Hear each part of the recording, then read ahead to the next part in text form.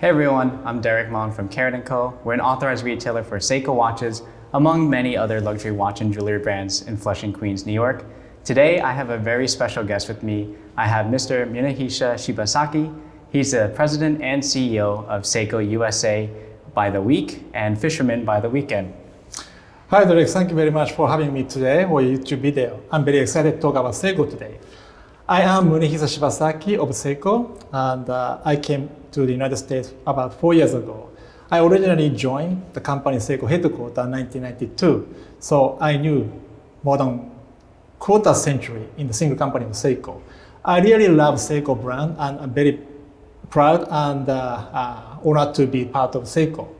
But I actually realized I'm getting a vintage Seiko guy now. Yeah. I see you brought some pieces here that you can share with us. So I actually have a question. If you could only choose one Seiko watch, which watch would you keep in your collection? It's always a hard question actually, but I really consider last night and cannot decide one. But so I will bring two pieces today. And one is the vintage King Seiko mechanical watches. The other one is the SLQ001. Finally, I decided to pick SLQ001. SLQ001 is the limited edition kinetic chronograph. I believe that they introduced 1998 Basel Fair. I love this watch because of very unique face and kinetic chronograph movement. And some of my friend memories in it. This is my very special watches. That's amazing. And I've never seen the SLQ001 in person. Apparently it's very rare, so it's very cool you brought it here.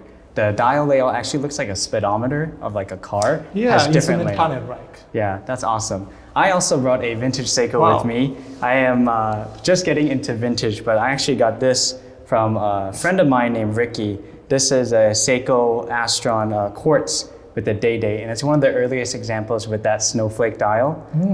It's so beautiful the way the dial is done. I believe this was probably towards the mid to late 1970s. Yeah, early quartz time, I think. Yeah, so this has been my introduction to Seiko vintage, but I'm a lover of Seiko modern vintage, and I know we have some fun modern stuff to talk about today too. Okay. So I noticed you're wearing an interesting watch on your wrist today, and I am also aware that you're a fisherman. So I want to ask you, do you have a lucky fishing watch? Okay, let me introduce the watch I wear today. It's the SPB 143. This is the new model for 2020 and a series of modern interpretation of our first diver, a 62 mass. I love this watch because of the size, it perfectly fit in my wrist. 40.5 millimeter diameter is good to me. And I really love the overall design. This is the very authentic diver's look, but a little bit taste of vintage. And I think this is the perfect daily use diver's watch. And actually, I picked up this watch for the last weekend, my fly fishing. And I don't know the reason why, but probably the luck of this watch, I fished the 7 and 8, good size brown. Wow. That watch looks very familiar. Oh, I'm actually wearing the Seiko SPB 149. So this is the limited edition version that came out for 2020 to celebrate the 55th anniversary for Seiko dive watches. So I love everything you just mentioned about this watch, the vintage styling. It really has that kind of appeal from the original 62 Mas onto this here. So can you actually tell us a little bit about the Prospex collection and the direction for Seiko? Yeah, Seiko Prospex. The Prospex name came from professional specification. So Seiko aimed to create Prospex collection for serious usage. Probably you know that every single piece of Seiko Prospex diver's watch all certified ISO standards. That is one of the examples. Let me start off history of Prospex. History of Prospex starts 1960s, when the underwater watch is not so widely available in the world. Seiko introduced its Japanese very first diver's watch in 1965. So that is 62 Mas. So speaking of 62 Mas, I see that you actually brought original 6217, or also known as the 62 Mas. Mas standing for automatic self-dater. I believe this watch was innovative at the time because, as you mentioned, it's Seiko's first dive watch in 1965. but also it was one of the few watches that had a quick set date in it, and let alone it's also a dive watch, 150 meter water resistant, beautiful thin profile, thin bezel, gray dial, and it's so cool to see it actually next here with the SLA 017 and the modern versions here too. So 62 mass is very important piece for Seiko. This is the beginning of the story of Seiko prospects. 62 mass became very popular when the member of the Japanese Antarctic research expedition used it for their program between 1966 to 69. So 62 mass completed its very important mission without any technical problems. So later, historical model like high-beat divers and second divers is also went to the Antarctic with the different members. So they choose the Seiko brand because of the reliability. Not only the project, but also the Japanese famous explorer and climber like Naomi Uemura and Ken Noguchi, they selected the Seiko timepiece simply because of the same reasons. And we are very important to having a great relationship with those professionals and take part in the project because we obtain the very important feedback from those professionals. And those feedback is we utilize for the future product development and improvement of the current models. So that is tradition of a prospects collection. Wow. And I actually can see the progression from the original 62 Mas. And later, like you mentioned, it was built originally for divers, but it was able to survive these expeditions in the Antarctic and survive different environments. So it was really built as a purpose-filled tool. And it can, now today, when I see the modern versions, it's that same vintage design, but it has modern functionality, such as the SLA 017. So for a long time, I don't believe I've seen any references using a similar case design to the 62 Mas until half a century later in 2017, the SLA 017 comes out, and it's a recreation of the original 62 Mas, but now with modern technologies. Now it's redesigned with a 8L35 caliber that's produced in Shizuki Ishii Watch Studio in Morioka, Japan, which is the highest level of where Seiko produces their mechanical watches and also where Grand Seiko produces their mechanical watches. And then further on, I see now you also brought the 55th anniversary, which is this year in 2020, the SLA 037 and the SLA 043. So both of these are now more improvements to that original design, starting with the SLA 037.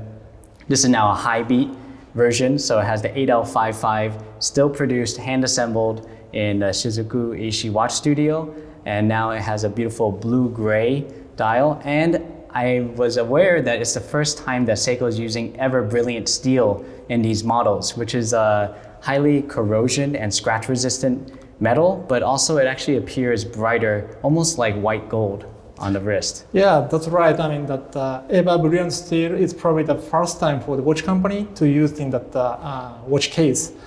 The reason why it is very hard, and as you mentioned, very the high corrosion resistance. That material is widely used for the very deep sea structures and very difficult to forming to the watch case.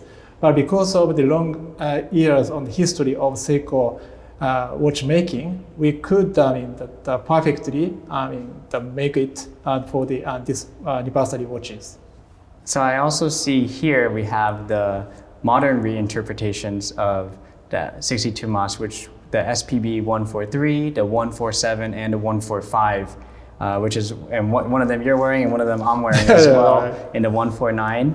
And you can even see it here. So my question is, Seiko this year in 2020 has produced new versions of the Alpinist, the new Seiko 5, new divers. So how does Seiko in a 1 year still be able to produce so many different watches for everyone, but still at the same time stay original to its roots?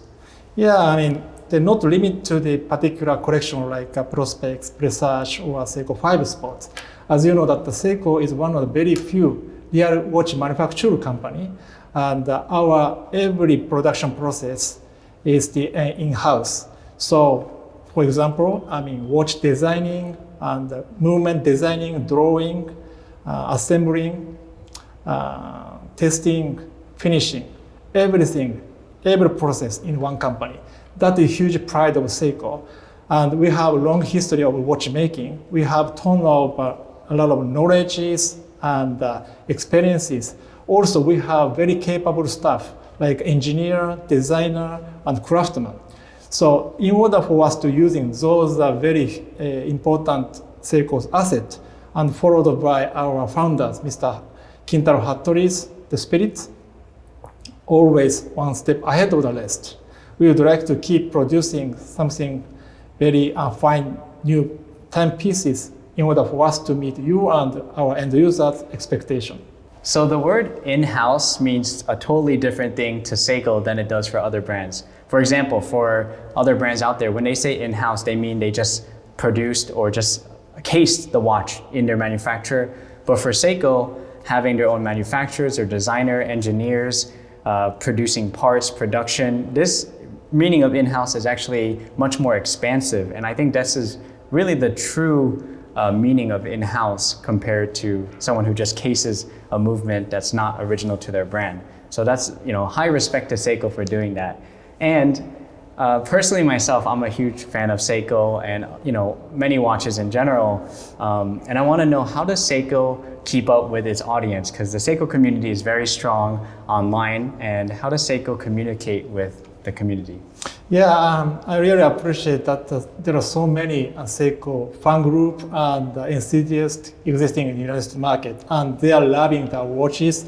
And actually, that our fan group put a lot of nickname on our watches. So I'm very surprising, and how loved Seiko watch in the United States is very appreciated. And we organize some events, sometimes the watch event, or this year it's a bit difficult, but then I have a chance to communicate with fan group directly, and we are seriously listening to what they want about Seiko, including negative and positive requirements. But I would like to continue to keep communicating with the fan group and to feedback our production. That is probably the key to success the Seiko in this country. Yeah, I see now online there's some groups on like Facebook or some forums where, for example, Seiko watches, and it's actually really nice, even though we're in a year where it's hard to meet up with people and do Seiko meetups or watch meetups, the community is still very strong and still talking about watches every day. And so it's always fun to communicate, and actually I learn a lot too when I participate in these. Yeah, actually the Seiko fan group knowledge is phenomenal.